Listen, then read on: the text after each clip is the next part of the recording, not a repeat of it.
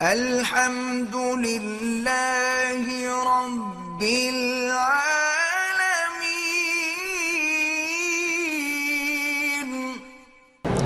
کہتے ہیں جی کہ ہمارا ایک دوست ہے، وہ حاجیوں کے لیے قربانی کرتا ہے اور صحیح طریقے سے کرتا ہے۔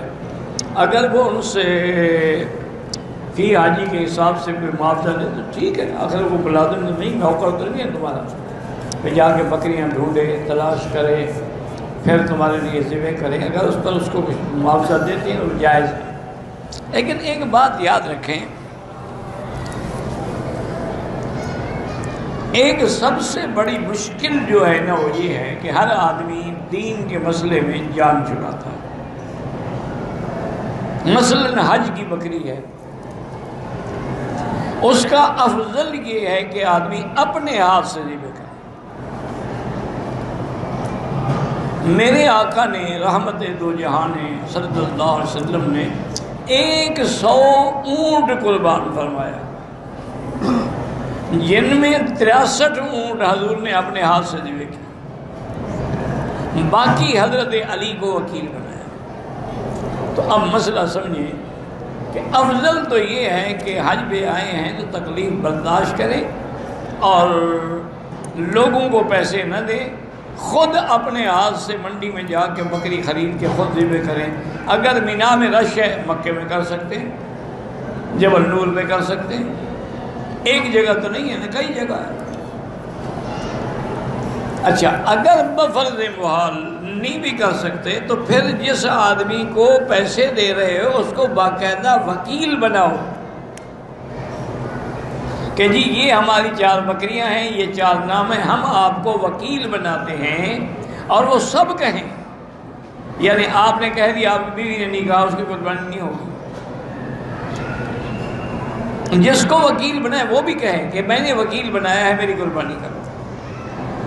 اور پھر جب وہ قربانی کرے تو باقاعدہ نیت کرے کہ میں بطور وکیل یہ بکری فلاں کی طرف سے ذبح کر رہا ہوں۔ یہ نہیں ہے کہ ایسے چھری پھیرتا چلا جائے، وہ تو ضائع ہو گئی، وہ تو کسی کی بھی قربانی نہ ہوئی۔ اس لیے ضروری یہ ہے کہ پہلے خود کرو، خود نہیں کر سکتے ہو تو وکیل بناؤ، اور وکیل بھی اتنا دیانتدار ہو کہ ہر بکری پر اس بندے کا نام لے کے ذبح کرے، اور ذبح کرنے کے بعد تمہیں اطلاع کرے ٹیلی فون پہ کہ تمہاری یہ بکریاں اتنے فلاں فلاں فلاں کی ذبح ہو گئی ہیں، اب آپ اپنے بال کٹا سکتے ہیں۔ کیونکہ حنفی مسلک میں ترتیب لازم ہے کہ پہلے کنکری مارے، پھر قربانی کرے، پھر سال بڑھائے۔ اس میں اگر ایک دن لگ جاتا ہے لگ جائے، احرام میں رہنا ہے اور کیا تکلیف ہے، 10 کو نہ ہوئیں 11 کو ہو جائے۔ لیکن تم حج کو کوئی ایسے ایک رواج اور میلہ تو نہ سمجھو نا، میرے پہ آئے تھے گئے تھے السلام علیکم ہو گیا بس ہو گیا۔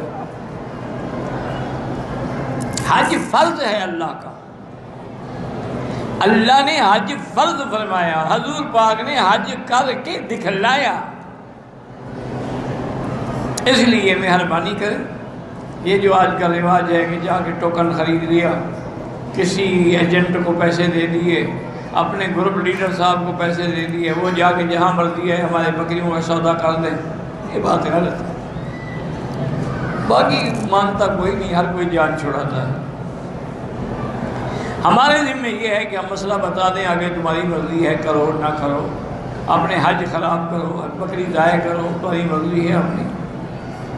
اور اسی طرح یہ بھی اچھا، مثلاً بعض لوگوں کے دوست ہوتے ہیں، وہ کہتے ہیں نہیں ہم آپ کی بکریاں لے کے اپنے گھر کھڑی کر دیتے ہیں، آپ کنکری مار کے آئیں اور یہاں اپنے سامنے ذبح کریں، ٹھیک ہے، لیکن اگر وہ حدود حرم سے باہر ہیں تو پھر بھی آپ کی قربانی نہیں ہوگی، لازم حد حرم کے اندر۔ باقی تمہاری مرضی ہے جناب، حج سمجھو یا مذاق سمجھو۔